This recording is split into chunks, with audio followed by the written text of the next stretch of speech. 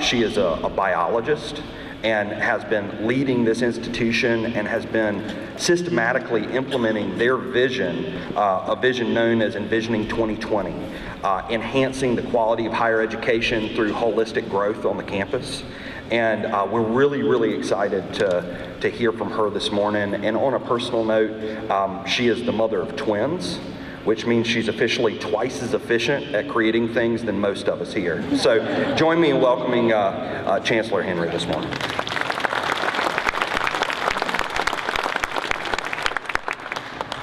Good morning. When I tell my daughters that I'm twice as efficient because of them, I'm sure that they're going to hold that over me for many years. But anyway, but thank you for that introduction, Ben. I'm thrilled to be here today, and on behalf of the faculty, staff, and students of the University of Virginia's College at Wise, it's my sincere pleasure to welcome you to our campus and to the 2016 Southwest Virginia Economic Forum. I'd like to give a special welcome and thank you to all of our speakers, Matt Erskine, Deputy U.S. Assistant Secretary of Commerce for Economic Development, Ann Holton, Secretary of Education, Commonwealth of Virginia, Dee Dee Caldwell, Senior Principal, Global Location Strategies, Jack Dempsey, Station Manager, WCYB, Thomas Frey, Futurist, Da Vinci Institute, Mike Hurt, CEO ARM Software and CEO HGB Core Holdings, John Smolak, Economic Development Director for AEP, and Mary Trigiani, CEO of SPADA. I'd also like to thank our state legislators for joining us today. I saw Terry Kilgore a little bit earlier, Israel O'Quinn, and Ben Chafin will be here today, and I thank each of you for your support, not only of UVA-Wise, but of the Southwest Virginia region. I'd also like to extend my thanks to the Regional Forum Planning Committee, those 26 individuals who convened in January of this year to provide this results-driven program for all of you today. They come from across the region and represent unique business, community, and economic development experience. I know it's been a love task, but I know it's taken a lot of time from your day jobs, so thank you all for that time. I'd also like to recognize Shannon Blevins, who is my Associate Vice Chancellor for Economic Development and Engagement. And her office serves truly as the gateway to the assets and resources of UVA-Wise. Shannon, like many of you here today, grew up in Southwest Virginia, and she has been a lifelong champion of our region. I'd also like to extend warm welcome to all of our honored guests and participants. Thank you so much for making time to tackle and engage an action-focused agenda to support the diversification of Southwest Virginia's economy. You know, when you plan something like this and then you begin the registration, you begin to wonder, will they come? And as our numbers grew past 100 and then past 200, and then yesterday morning, Shannon came in and she said, we have over 300 people registered online, and more saying they're just going to show up and register tomorrow morning. I think that there's great interest in the economy of our region, and I appreciate all of you for being here today. I'd like to note that not only do we have participants from Southwest Virginia, but we have folks from Charlottesville, from the University of Virginia's Institute for Environmental Negotiation, who will assist with our breakout sessions.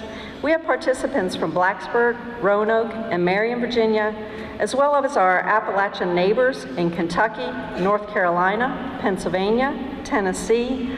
I also believe there's some folks from Texas and Georgia, along with supporters from Washington, D.C. So, I'm so pleased that the college is hosting this forum today. And as I mentioned, we truly want to be a partner for the work that's going forward. We can partner with federal agencies, industry partners, researchers, and the community at large. Our leadership in economic development stems from our educational mission and appreciation for the ongoing support from the region to the University of Virginia's College at Wise. We're committed to our economic and cultural advancement in this region, and Ben mentioned Envisioning 2020, our strategic plan. Goal 3 of that plan aims to enhance and expand meaningful outreach and service to the community, the region, and the nation. Our college fulfills this goal by supporting local businesses with just-in-time professional development, by attracting new businesses to the region, and through promoting our regional tourism. Our faculty are engaged in preparing our students for a changing world.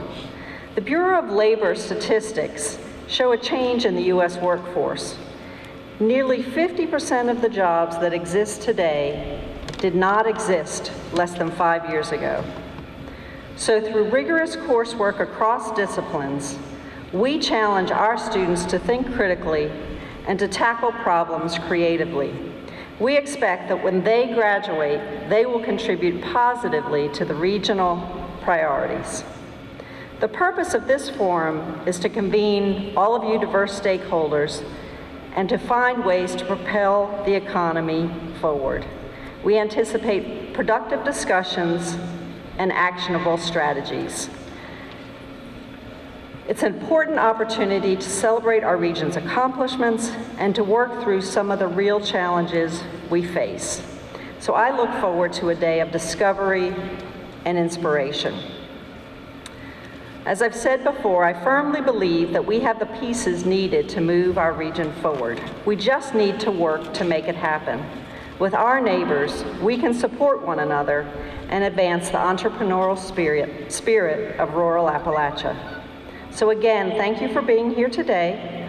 I'm looking forward to an informative and productive day, and I urge each of you to take what you learned today with the connections that you make, with the energy and excitement of the day, and use it in the coming days, months, and years ahead. Use it to benefit your everyday work. As a matter of fact, we will reconvene our work groups in 90 days to measure our progress and to assess our needs and actions. If we each can do that, then collectively, our efforts will amount to big change and transformation. So I look forward to the collaborative and exciting work ahead and welcome you to being here today. Thank you. Thank you, Chancellor Henry. Now, moving right along, I have the privilege this morning of introducing to you Dan Minahan. Dan was born in Daint, Virginia. I learned last night that Daint rhymes with paint, and I have reminded myself of that this morning so that I did not say Dante. And in my time, I have learned that Virginia is really funny about pronouncing things, whether we're talking about Daint or Buena Vista or Stanton. They pronounce them different than they're spelled so you all can figure out where we're from. And I like that. Dan has been a true business leader here in the region. As I mentioned, he was born and raised in Daint and moved to St. Paul when he was 16, graduated from Castlewood High School, and then went on to attend the other UVA up in Charlottesville. That's how we refer to it, the other UVA. Then in 1989, Dan joined a little company called Crutchfield Corporation. And he joined as a product advisor. From there, he went on to work as team leader, sales manager, sales trainer, recruiter. And in 1998, Dan moved back to Wise County to open a customer contact center for Crutchfield over in Norton. Dan has been a true leader. He's going to talk about his experience in business, and he's also going to give us an overview of the temperature of business here in Southwest Virginia. So I have the honor this morning of introducing to you Dan Minahan.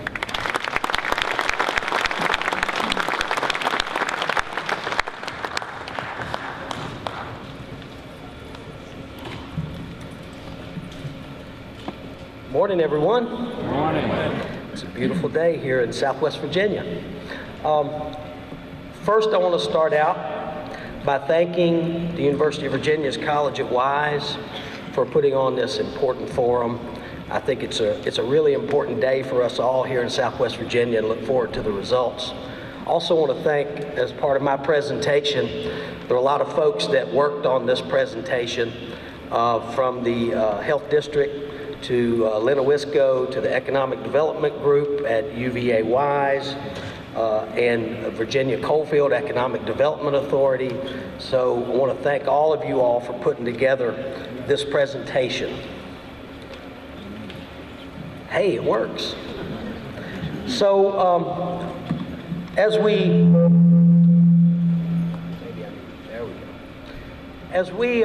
did our research and plan today to forge ahead with our beloved region's future, we thought that it might be appropriate to take a look at our assets in the region, just to do an overview of where we are now. We thought it might even be nice to incorporate a successful business in Southwest Virginia and show you our experiences at Crutchfield from using these assets over the last 18 years. And we learned something very early on, and what we learned was that it's virtually impossible to list all the assets of this region and to talk about all the issues of this region. So when you see this presentation, please understand that these are samples, and we just couldn't cover everything, but we think there's some very important samples. Okay, I want to tell you a little bit about the Crutchfield story. Now, I chose this slide as a shout out to Spearhead Trails, and just to remind everyone that ATVs and side-by-sides, they need audio, video, and GPS love as well. So just keep that in mind as well. But I'm the Director of Operations for Crutchfield Corporation. I want to tell you a little bit about our experience first, and then we'll get into some of the other things. We opened in Southwest Virginia 1998 with 16 people, and we got a T1 and got it connected, which, by the way, was not easy in 1998 to get a T1 connected. And we trained our sales advisors, put them on the telephones, and they started talking to people all over the country about stereos and amplifiers and equipment like that. So now you fast forward, a whole lot of work is done between then and now, but you fast forward to 2016, and if you look at the Crutchfield operation in Wise now, there are 102 employees.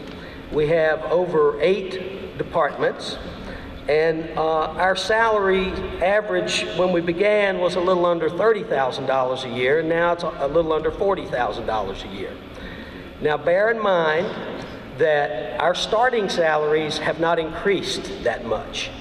So what has happened in that time frame is that the people that we've been able to employ in Southwest Virginia have turned a call center into a multifaceted, integrated, best-in-class in the country operation that really takes care of customers all over America and Canada, and tries to show them expertise around this niche we have of consumer electronics. Just to give you some, before I get into some of the examples of where we are now, you know, one of the reasons we came here is because of the work ethic of the people of Southwest Virginia. And I think that the work ethic, the loyalty, is pretty well known, not even around the state, but around the nation of our folks. But one story that's not spoken about as enough, and we need to do this going forward, is it's unbelievable how the people are flexible, how they're adaptable to change, and how they even bring forth change themselves. And that's been our experience at Crutchfield. We have a much more sophisticated operation with much more diversity now than we ever thought was possible when we started in 1998. And I think that mimics the story of our region. We have a lot more sophisticated workforce now than we did then. Just a couple of examples. We have experts in technical support at Crutchfield, customer service. We have client and enterprise IT specialists, cybersecurity specialists. Now bear in mind, I'm talking about Southwestern Virginia in Wise and our operation up here. We have corporate and commercial sales and service. We have pro audio specialists. We have a group of folks that are home audio video design specialists that concentrate on new home construction and other construction. We have a merchandiser, a buyer for our company that works in Southwest Virginia.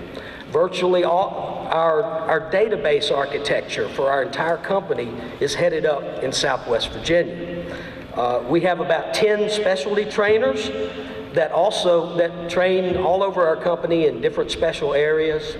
We also have in Southwest Virginia the person that coordinates and delivers all of the training that we get, which is about 140 hours each year from our vendors, our national vendors like Sony, Kenwood, Pioneer, other names that you've known.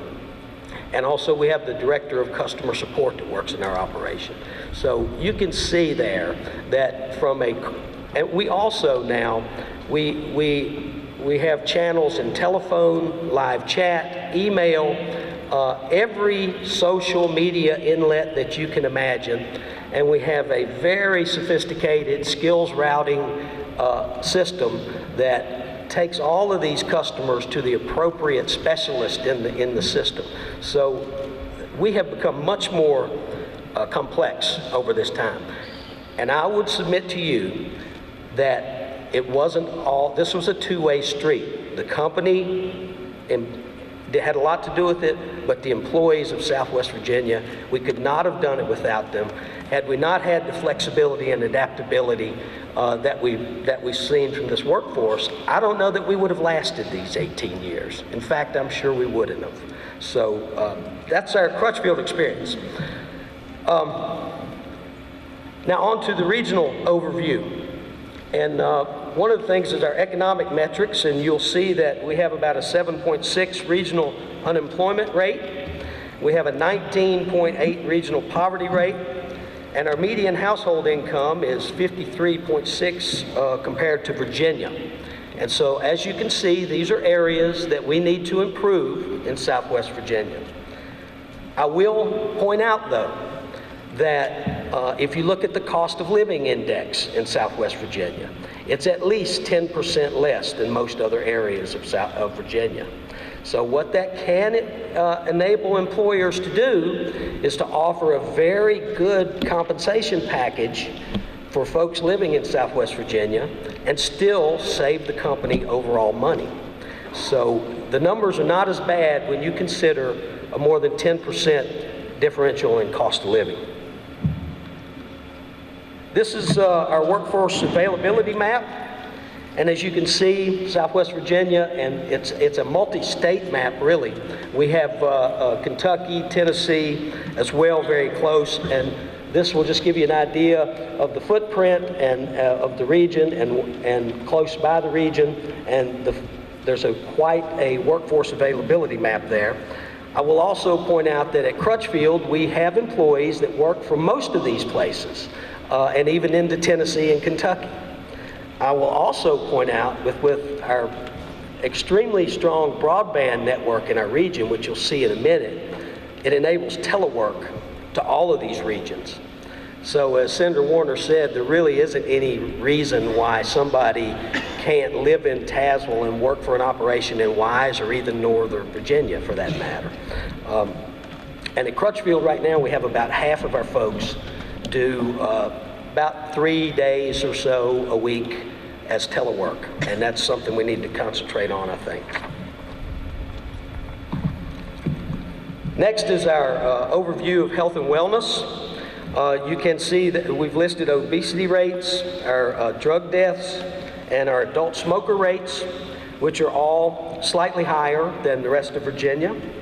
And we all know, we've spent a lot of time over the last few years talking about these issues, and they're there, so we wanted to point them out. I will also point out that there are numbers.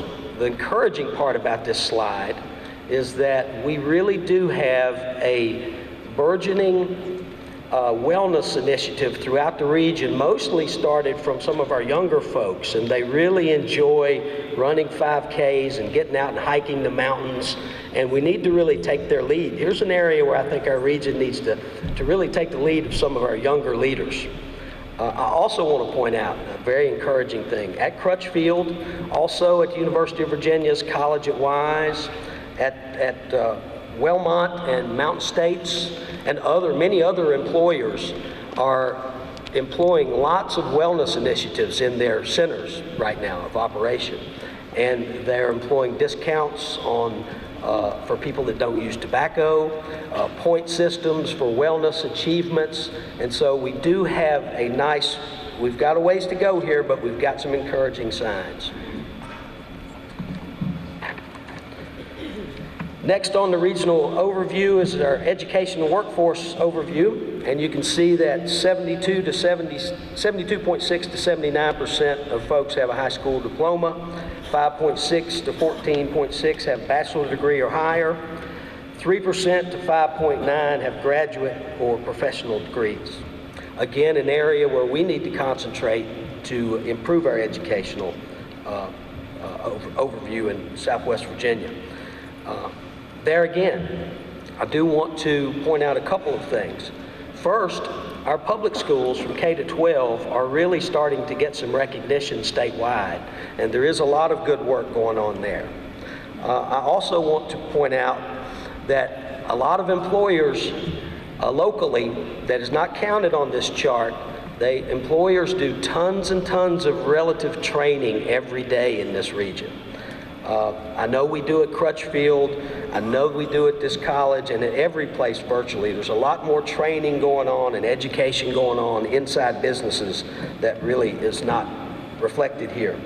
Now, of course, we have this wonderful institution, UVA-Wise. It's one of the greatest small public colleges in America. We have great community colleges in our region, so we do have some great assets here. I also think one of our keys to improving this metric comes from our recent research and development component. We have some companies like Optifuel, Tempur-Pedic, and Simmons that are employing a lot of research and development locally. And with that, they're hiring and bringing in employees that have a lot of education. In fact, I happen to know Micronics has just recently hired a young lady who moved from Charlottesville with an engineering degree to help them with their research and development. So things like this R&D sector will really help us in the long run with our education focus.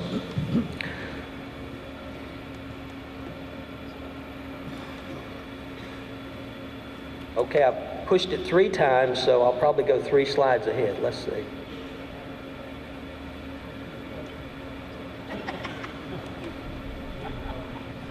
Can you guys move the slide?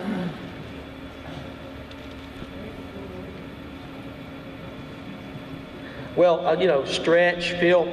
I will just mention that when I was listening to Chancellor Henry's remarks about the folks that came from far away, I was thinking about Rick Rose at the Barter Theater, and we might, maybe next time we'll have a gift card for whoever came from the farthest away. Okay, went back to the beginning. There we are. So will this work going forward, we think? Don't know? Okay.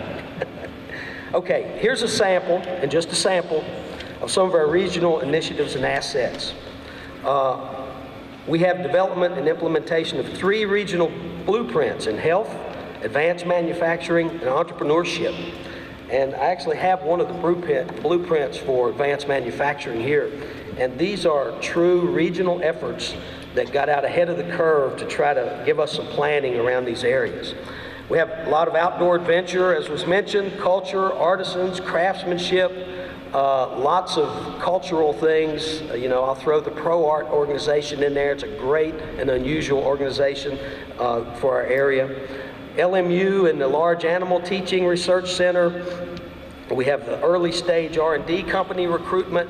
We have unmanned aerial vehicles, and that was mentioned by Senator Warner. I think everybody probably knows that that drone is headed to the Smithsonian Institute, which is outstanding marketing for us. Software engineering degree program at UVA-Wise is an important piece. The Appalachian Prosperity Project, collaboration between UVA-Wise, UVA, and the Virginia Coalfield Coalition. Advanced manufacturing centers, of which one just opened in Duffield earlier this week. We also have a Smart Beginnings program that is working in education to get kids that are from 0 to 5 ready to go to school, that's having some success. And also our United Way, Regional United Way, has in the last couple of years is embarking on changing their focus into community impact and actually changing the outcome as opposed to just the basic needs. So that's going to help us in the long run as well.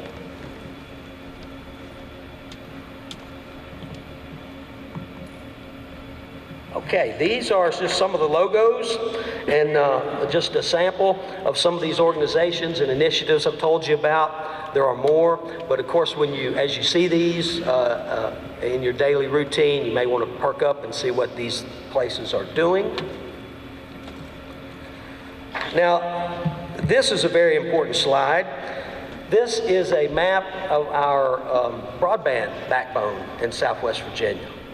And I'll start out by saying that if this broadband backbone had not been completed, I'm also not sure that Crutchfield Corporation would have been able to stay in Wise County, because we would not have been able to operate with the broadband uses that we need now with simple T1s. It would have been virtually impossible. So a lot of thanks goes to all the folks that had the foresight to see this. We have a terabit of fiber to the major network access points on the East Coast that include Chicago, Atlanta, and Ashburn, Virginia. We also have the first successful rural 4G deployment in the nation, in this region. And of course, we're not done. There are lots of companies like Sunset Digital, Lennowisco, Scott County Co-op, and many other companies that are working right now to expand this broadband, particularly into the last mile. Another really important part of this infrastructure is our data center locations. We have some of the newest and most cutting edge data centers in the United States of America. Northrop Grumman has one partner in Duffield, and DP Facilities is building one up on just a couple of miles from here that's going to be about over 60,000 square feet. So those data centers are a very important part as well. Okay, back to Crutchfield a little bit. We've been able to come into the region, and with the help of the employees of this region, we've been very successful at Crutchfield, and wanted to let you know about that so that you can understand some of the things that the folks in this region can achieve. We've actually won many awards since we've located here. We were ranked as a top customer care center by J.D. Powers and Associates back many years, about 8 years ago. And at that time, when they surveyed our operation in Southwest Virginia, they told us that was the best scores that they had ever seen. We are recognized by the leading consumer magazine each year at Crutchfield as being one of the top consumer electronics, if not the top consumer electronics firm in the country. And in October of 2015, we're very proud of this one. We received the coveted bizrate.com Circle of Excellence Award for the 16th time in a row. And we were on their platinum level for 16 years straight. And that is over 4,700 internet businesses across the country that are surveyed by Bizrate. The Bizrate surveys their customers and rank them in all different types of ways about how they deliver their service or products.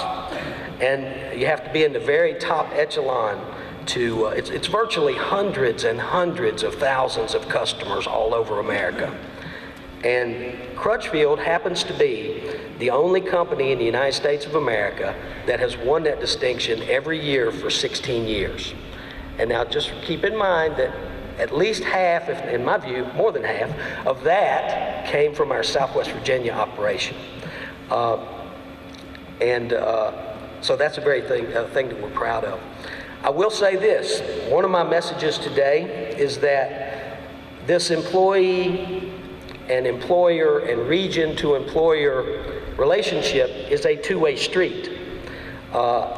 Crutchfield has worked very hard to keep the talented employees that we've hired busy, interested in their job, new and different types of things that they do, and also offer benefits that we may not have thought of that they came up with. And so it's very important to understand it's a two-way street. And actually, we're very proud too that in February of 2015, we were named as one of Virginia's best places to work by Virginia Business Magazine and by the Best Companies Group. Now, I must say that we did not make that distinction in 2016, but we are working feverishly at Crutchfield to try to get back to that distinction. We do think we're the first company that had a major operation in southwestern Virginia that was able to win that distinction. So we're very proud of that. So I mentioned that we have to try to keep our employees happy and have to come up with new things to keep them involved in the company. And one of the things that we did a few years ago was we started to have a number of employees that really wanted to bring their pets to work. So guess what? We allow that. We allow Crutchfield employees to bring their little doggies to work. And if I can, I'd like to play this slide, this little film, just to demonstrate that.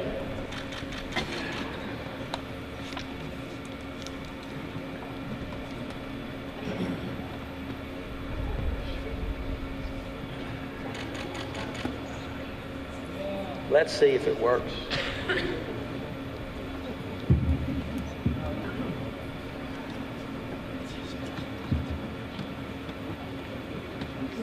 Hey.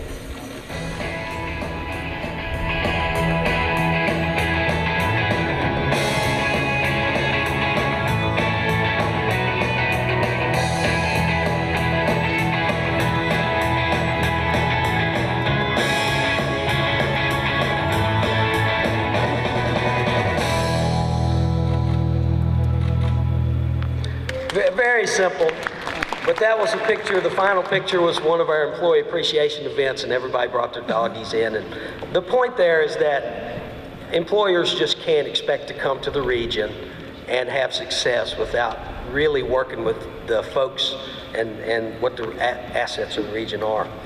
Anyway, Crutchfield's been very successful here, and we really appreciate all of that. Let's see if this will work. There we go.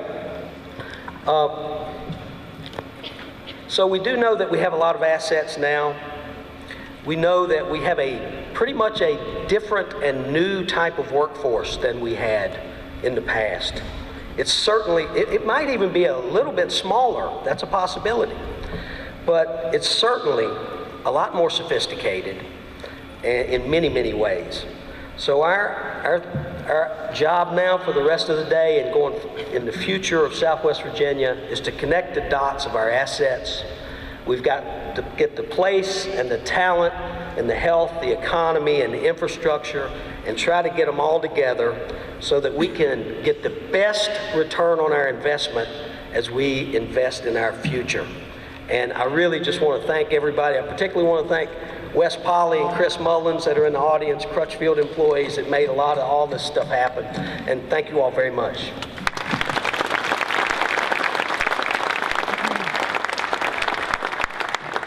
All right. Thank you, Dan. And I can tell you from a customer perspective, I'm a proud Crutchfield customer. And has anybody ever seen the ad for State Farm, Jake from State Farm? You know, the guy talking to this customer service rep late in the night. I have that relationship with Matt from Norton. One of the great things about, he mentioned the new live chat function on customer service. And literally, when you go onto the website and you start to contemplate making a purchase, you can talk directly live to a customer service representative. But one of the things that blew my mind was not only do they let you talk to somebody, you see their picture, you see their name, and you see where they are. So Crutchfield literally is taking Norton, Virginia, and sharing it with the globe. So we really appreciate that. From there, keep moving forward. I'd like to invite forward Matt Erskine. Matt was appointed by President Obama to serve as the Deputy Assistant Secretary of Commerce for Economic Development and Chief Operating Officer of the Economic Development Administration in September of 2011. In his past, he served as the Deputy Secretary of Commerce and Trade in Virginia under Governor Mark Warner, and he also received special recognition from the International Economic Development Council in 2014 for leadership in and service to the economic development profession. In his personal life, and he doesn't know I'm going to say this, but I noticed in his bio that he competes in ultra-distance races, which to a person like me is truly, truly admirable. Just last month, he competed in a 50K in DC and completed it in just over 7 hours, which means that Mr. Erskine has figured out the fastest way to get through DC. So I'd like to invite this morning, Matt Erskine.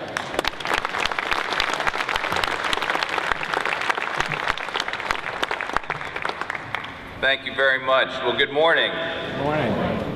It is so good to be here with you all in Southwest Virginia here in Wise, at UVA-Wise. It's good to be back. Thank you, Ben, so much for that kind introduction, and thank you for emceeing today. I do want to also say special thanks to Chancellor Henry for her remarks, for her leadership and her service. Spent some good time with her and her team yesterday, and I very much appreciate UVA-Wise for hosting us today. As I said, it's great to be back here in Wise, in Southwest Virginia. It's inspiring to be here, to see so many old friends and old partners, to connect with you and the regional stakeholders that are doing such great work here in this region. So as someone who served at the state level, at the regional and local level, and now at the federal level, and certainly as my time as Deputy Secretary of Commerce and Trade under Governor Mark Warner, I know that everyone here today plays an important role in developing vibrant communities and improving the quality of life in this region and beyond. Now, I've given a lot of thought to my remarks today because I care deeply about the work I do, that we do at EDA, and I believe strongly in the work that we all do collectively together in economic development. And I've given a lot of thought to my remarks today because I care deeply about Virginia. I'm from Virginia. I'm proud to be a Virginian. If you want to be nitpicky, I wasn't born in Virginia, but I did come as soon as I heard. And while I may not be from this part of Virginia, please know that I appreciate your inviting me and welcoming me to be with you today. You know, and I care deeply about the issues, the challenges, and the opportunities here in Southwest Virginia. I spent a considerable amount of time here when I worked for Governor Warner and worked with so many of you and with partners on issues and projects in this region. And there's a larger point here as well that I want to make. You know, I care about this region because, quite simply, our Commonwealth cannot be successful unless all of her regions and communities are successfully growing. So I hope that my remarks today can help contribute to and advance your work. Because the work that you are doing, the work that we are doing together is as important now as it has ever been. And I know that's why all of us are here today. This region faces many challenges, and while these challenges can seem overwhelming, I believe that they are not insurmountable. You know, I received some good advice once. The advice was, don't be a cynic. Don't be cynical. It's easy to be cynical. Instead, be an optimist with concerns. So yes, there are challenges, long-standing challenges for this region, and we need to have our eyes wide open. We have work to do, but I remain an optimist, and I hope that you will as well. Because I've learned in this job, as I've traveled across almost all 50 states and spent time with countless communities facing challenges, there is good reason for optimism. And I'd like to share with you today some specific ideas from what I've learned from that experience. I know the talent and the passion that is assembled here in this room, the work ethic, the pride, the spirit that you represent and that you bring to bear. And I also know the tremendous assets and strengths of this region. And I want to discuss ways in which I think you can work to capture and leverage it to the fullest extent. Clearly, this forum is a critical step. a critical step, and I applaud everyone who came together to make this forum happen. But first, I want to start today with a question. By a show of hands, who here has worked with the U.S. Economic Development Administration, the EDA? Who is not familiar, again by a show of hands, with what we do at EDA? And again by a show of hands, who thinks that EDA is the new hot band made up of Miley Cyrus, Taylor Swift, and Justin Bieber? I would tell you my daughters would actually find that much cooler than what EDA really is. But let me provide a little background info on EDA. It may be repetitive for some of you who have been our longstanding partners, but I think it's helpful for our conversation because by describing how we work with communities and regions like yours and the factors that we consider when making investment decisions, I think it can provide valuable insights and guideposts for how you think about your work in addressing your challenges and opportunities. So who is EDA? Well, first you should know that EDA, the U.S. Economic Development Administration, is one of 10 operating bureaus, one of 10 agencies in the U.S. Department of Commerce. And this is important. EDA was established in 1965 by Lyndon Johnson and Congress to improve economic growth and prosperity, job creation, and overall quality of life in regions and communities experiencing economic distress. And clearly the Appalachian region figured prominently in the thinking behind the creation of EDA. EDA is bipartisan. The work that we do is broadly supported by members of Congress across the aisle and by governors of both parties. One of the things that makes us special is that we are not only just, we're not just the only commerce agency, but we are also the only overall federal agency whose mission is exclusively focused on economic development. Essentially, we at EDA lead the federal economic development agenda. We serve each and every state of the country and territory, and another special characteristic of EDA as we do that service is we have an economic development representative assigned and dedicated to each state. Here in Virginia, our dedicated economic development representative is Bob Gittler, and I would like to recognize him now. Bob, if you could stand up, please. If you don't know Bob already, please introduce yourself and talk to him. He'll be here all day. He is your person here on the ground, our representative for EDA to work with you. What is it we do exactly at EDA? Well, it's important not only to share what we do, but who we do it with. So over the past 50 years and continuing today, EDA provides financial and technical assistance to cities, towns, counties, planning districts, economic development districts, councils of governments, and regional commissions. We also provide the same assistance to universities, colleges, community colleges, and nonprofit organizations. Important, and this is important, we work with nonprofit partnerships that combine all of the types of organizations that I just mentioned.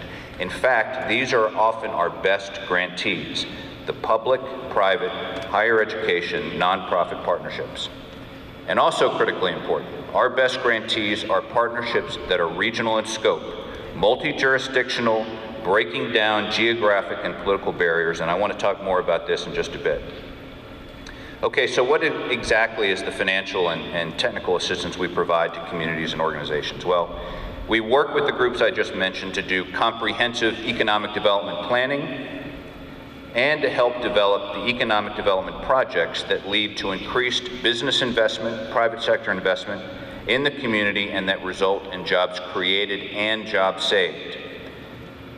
Our role is to support locally developed projects and solutions. We believe in a bottom-up approach. We can and we do work with communities to help formulate the projects and bring them along, but at the end of the day, these projects need to be locally developed and driven. So projects that EDA supports include construction and renovation of buildings and the supporting infrastructure, road, rail, port, water, and sewer. And our projects also include what we call soft infrastructure, feasibility studies, other kinds of planning and partnership building. To bring this home a little bit more, here in Virginia, since 2008, EDA has invested nearly $35 million to support 120 projects. Now, this EDA investment has truly been co-investment. Our funding has been combined with local buy-in of $28 million. So together, EDA's and Virginia's efforts since 2008 have led to nearly $1.3 billion in private investment leverage and resulted in more than 5,300 jobs created and saved. Now, here in Southwest Virginia, an example of a critical EDA investment can be found in Duffield. There we made a $1.7 million investment in Scott County, which helped to build the Crooked Road Technology Center, which is working to diversify the region's economy by attracting new tech-based businesses. And in February, it was announced that a data company will be expanding their data center and management operations there, investing $42 million and creating 72 jobs. In addition, our investments are supporting your efforts to grow the manufacturing sector. We invested $1.5 million in the New River Valley PDC to help advance the Western Virginia Transportation Equipment Manufacturing Competitiveness Initiative. That's a lot. I'm trying to figure out what the acronym would be for that. But the important thing is, the initiative was designed to help regional manufacturing and supplier firms to compete in the global marketplace by providing technical assistance to transportation equipment manufacturing and supplier firms in product development, process improvements, and the integration of green technologies and processes. Also here in Southwestern Virginia, our Rural Jobs and Innovation Accelerator Challenge, which included funding from us and the Appalachian Regional Commission, among others, helped round the mountain and the 4 planning district commissions to implement a strategic and capital plan to catalyze increased job creation by leveraging, as we've heard this morning, the cultural and natural assets to boost economic vibrancy and the region. Our Power Initiative is also working here to help you develop and implement your plans to diversify the economy in wake of the changes happening in the coal economy.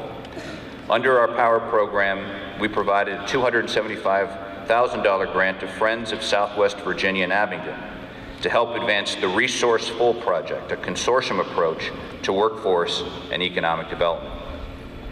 The ARC, the Appalachian Regional Commission, is also awarding $75,000 to this project, which will help build on the region's ongoing initiatives in tourism, recreation clusters, providing training for entrepreneurship and emerging in-demand occupations. Now, these are just a few examples of the many EDA investments in the region, and many of you know of EDA investments going back decades. And we are proud to have been a partner for you these many years, and we have more to come. So along those lines, I want to let you know of 2 exciting recent EDA funding opportunities that you should be aware of, and also to let you know of recent improvements we've made to our grant process. So first, we launched our latest round of the Regional Innovation Strategies competition. Applications are due by June 24th. This funding opportunity is specifically focused to support regional efforts in the areas of entrepreneurship, commercialization, and seed capital. And we are particularly interested in making sure that rural regions apply. The second recent EDA funding opportunity I want to mention is a joint effort of EDA and the ARC, the Appalachian Regional Commission, and it represents our continued focus, and quite frankly, the President and the administration's continued focus on assisting communities dealing with the downturn of the coal economy. It's the next phase of our Power program. Actually more than $65 million is available for this program. So I encourage you to talk to Bob, talk to your ARC representative. Applications are accepted on a rolling basis, and I know many of you have been talking to Bob and ARC about this, and we encourage you to continue those conversations because this is a tremendous opportunity. For both of these funding opportunities, you can always go to our website, eda.gov. We want to make sure you have the information that you need. Now, in addition to these recent programs, we of course continue to offer assistance through our portfolio of traditional programs. Many of you might know it as our EDAP, Economic Development Assistance Programs, that run over the course of the year. To improve the process to apply and to make it less cumbersome for you, we have introduced new changes and improvements to how we do things. So now when you first apply to EDA, you submit a shortened, streamlined project proposal rather than a lengthy full application. and this is reviewed quickly by a proposal review committee. If the proposal meets certain criteria, then a full application is invited. We've heard lots of feedback from our stakeholders that to go through the process of preparing a full application only then to be told no for whatever reason, we have now moved to the proposal so that you can spend less time and do a shortened proposal, get an answer quickly, and then move to the full application. Through it all, importantly, we have established stringent timeframes on us to ensure that applicants receive timely feedback and answers. In addition to the short proposal form, we've also completely reinvented a number of other forms to streamline them, to make them more clear and more easy.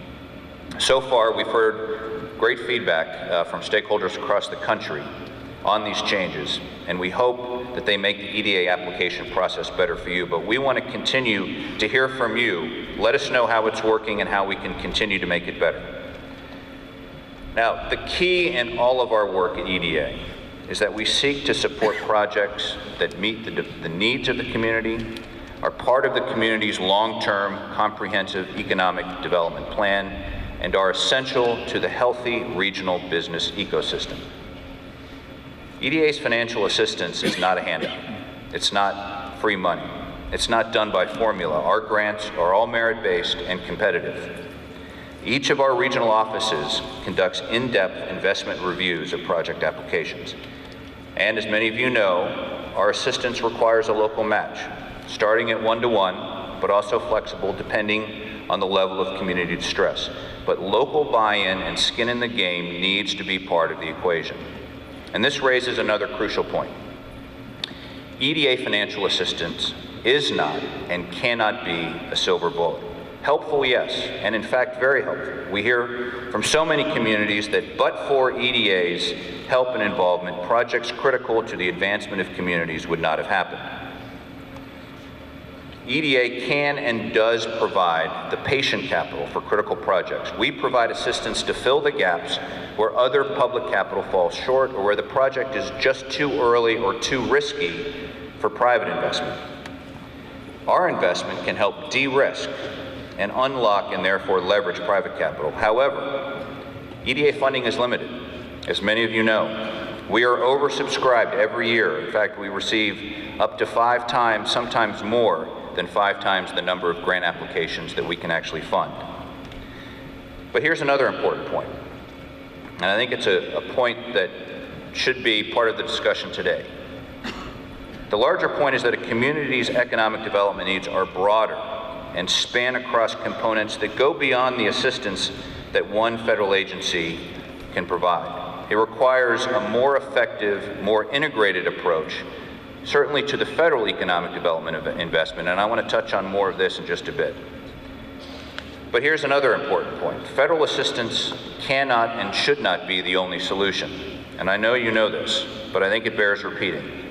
Successful economic development requires collaboration and coordination and sustained partnership across all levels of government, local, state, federal, and with the private sector, with higher education, and with nonprofit organizations. It's sustained partnership across all of these that's essential to ensuring that you, our states, our regions, and our communities are most effectively positioned to support healthy business ecosystems and the conditions for business growth. So as you look ahead to the challenges and opportunities for this region, as we look ahead collectively, how can we continue to improve our economic development efforts and improve the impact of our work? Now, I mentioned earlier that my experience in this job has provided many reasons to be optimistic. Having worked with countless communities facing similar challenges, I hope that you'll permit me to share some of the promising practices and guidelines I've been able to glean. And all of them are interrelated and interdependent. So first, and this cannot be overstated, the most successful efforts are regional in focus. A regional approach is essential, and this is especially critical for rural areas. I mentioned it again earlier, but it bears repeating. Political and historical barriers must be broken down. Now, I know that Southwest Virginia has already made great progress on a more regional approach, but I think you will agree that there is more opportunity and more work to be done here, and I'd like to suggest two things. One, focus on the sustainability of the regional partnership. The challenges and opportunities of this region require a long-haul effort. Look for ways constantly to strengthen the supporting structures and systems behind your partnerships. Two, continue to think broadly and creatively. Just as examples, what opportunities are there to collaborate with similar efforts, people, and assets in Tennessee, Kentucky, and West Virginia? While there are where are there connections to be made across similar industry clusters? Also, while there is already some collaboration, and it's so great to see, between the University of Virginia and Virginia Tech, surely there are more ways for this region to use your collective influence to bring even more collaboration for the benefit of this region. What more can be done? The second promising practice I would suggest to you is relentlessly seek out successful models that other communities are using, and call on us at EDA and your other federal partners to help you with that. We have a wealth of information of models that we have seen work. Just as an example, I would encourage you to look at the federal funding opportunity guidelines we developed for our Investing in Manufacturing Communities Partnership, IMCP. We have heard repeatedly from regions across the country that the guidelines were invaluable to them as they pulled regional partnerships together. In many ways, it was a helpful guidebook, a toolkit, a framework that informed their thinking. I would also suggest that you look into what Eastern Kentucky has done with the SOAR initiative and what Wichita, Kansas has done in response to the massive decline in their primary industry. What rural Oregon is doing in response to the decline of their forest industry, and what rural New Mexico is doing to respond to the decline of their coal economy. These are just a few case studies. We have many more, and I readily admit that we at EDA have to do a better job at collecting and sharing this information, and I ask you to hold us accountable to that. Ask for it, aggressively seek it out. The third guidepost I would offer is aggressively pursue your leading businesses and business leaders to play a critical, sustained role in the regional effort. Time and again, I have seen in communities across the country, especially smaller and rural communities, how committed and engaged business leaders make all the difference to regional economic development efforts. Sometimes it's one major company CEO who steps up and serves as the committed champion of the regional efforts, but more often it's a group, a team of CEOs and other senior executives who on a sustained basis are brought in to invest their time, their talent, and their treasure. But I will say this, in those cases where the CEO stepped up, the CEOs and business leaders only did so because they had confidence that the regional partnership was real, that individuals and individual municipalities put aside turf and were committed to a true regional approach. The fourth guidepost is to pursue aggressively the new opportunities presented by larger regional and national foundations and impact investors.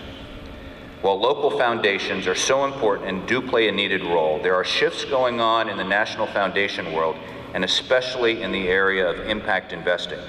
This is an area with much promise, but again, as with the CEOs and the business leaders that I mentioned earlier, foundation and impact investors want to see real, sustained regional collaboration across public, private, and higher education.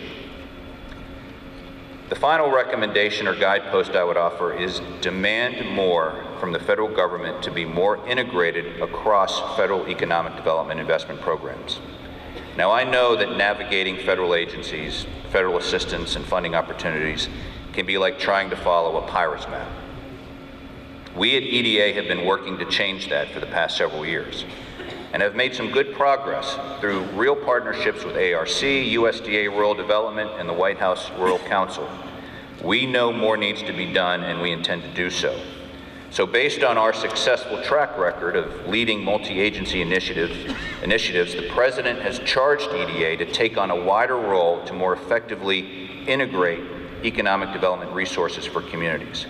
We want to take the success and know-how across all of the federal government to achieve even stronger results for our communities by increasing your awareness of resources and helping you more effectively navigate and bring together the multiple components for economic success.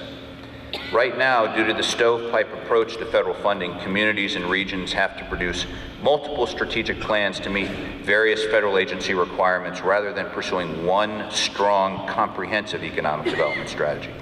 So by designating one agency, EDA, with the priority to coordinate this economic development integration, will make it easier for communities to interact with the federal government, help them implement their plans in a more effective and impactful way, and result in a higher return on investment for the federal resources that are put into the projects. You need to have a sense of confidence in a coordinated approach. So I encourage you to ask EDA and all of the federal agencies that you work with to be more coordinated and integrated. So to conclude, in the new economic landscape that we all face today, we have to continue to focus on strengthening our regional economic ecosystems. The new innovative partnerships, approaches, and tools are essential. It's no mistake that partnership and collaboration will be consistent themes today. I'd like to end where I began. I know the talent and the passion that is assembled in this room, the work ethic, the pride, and the spirit that you represent and that you bring to bear, and the tremendous assets and strengths of this region. Don't underestimate the assets and strengths of this region. So I want to leave you with this call to action. I challenge you to continue to pursue new partnerships, to build on your strengths. Constantly ask who is not at the table that needs to be. What new creative approaches can we pursue? What long-standing silos can we break down? What historical barriers can we once and for all cross? It's hard work. No one ever said it was going to be easy, but we all know that. And we also know that it's more important now than ever. The work that we do together, the work that this region, the Commonwealth, and our nation need right now, indeed demand right now, requires that our partnerships and collaboration grow stronger than ever. Because strong, innovative regional partnerships will be the defining model for how we grow and flourish together. We at EDA are committed to being your partner. We at EDA are committed to continuing to build sustained and strong partnerships here in Southwest Virginia. We're committed to working with you in making a better, stronger, and more prosperous region. I want to congratulate you all for coming together today. My best wishes for a productive day today and for the essential follow-up. It has been an honor and a privilege to be with you. Thank you very much.